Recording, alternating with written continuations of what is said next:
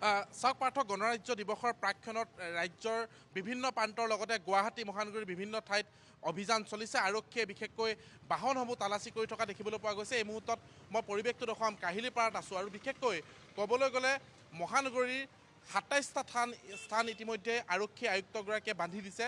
গুৱাহাটী মহানগৰীলৈ প্ৰৱেশ কৰা যিসমূহ মূল পথ, সেই মূল প্ৰতিটো পথতে অভিযান চলিব। আৰক্ষীয়ে তালাচী চলাব প্ৰতিখন বাহন, প্ৰতিটো বেগ।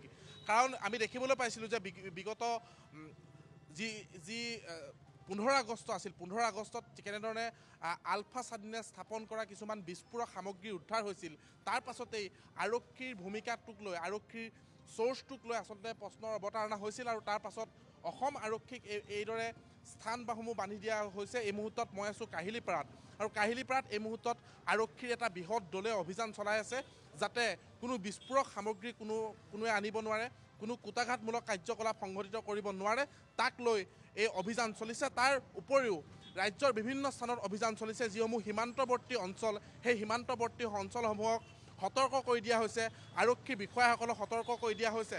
বিশেষকৈ গুৱাহাটী মহানগৰীৰ ৯খন আৰক্ষী থানাৰ ভাৰপ্ৰাপ্ত আৰক্ষী বিষয়া সলনি কৰা হৈছে। পাৰ্থ সাৰথী মহন্ত নেতৃত্বত আছে আৰু যাতে গুৱাহাটী মহানগৰীত তেনেকুৱা ধৰণৰ কোনো কুটাঘাত সংঘটিত কৰিব নোৱাৰে, তাক লৈ বিশেষকৈ গুৰুত্ব দিয়া হৈছে। আমি পৰিৱেশটো দেখুৱাম, যিহেতু ২৬ জানুৱাৰী আহি আছে আৰু ২৬ জানুৱাৰীৰ পূৰ্বে এইদৰে নিষিদ্ধ নিৰাপত্তা প্ৰতিখন বাহনক তালাচী কৰা হৈছে। আৰক্ষী বিষয়াসকল ইয়াত আছে। গতিকে গুৱাহাটী মহানগৰীৰ বিশেষকৈ ২৭টা স্থান বান্ধি দিয়া হৈছে। ৩টা মণ্ডল, ৩খন জিলা, গুৱাহাটী মহানগৰী ৩খন জিলাৰ ২৭টা স্থান বান্ধি দিয়া হৈছে আৰু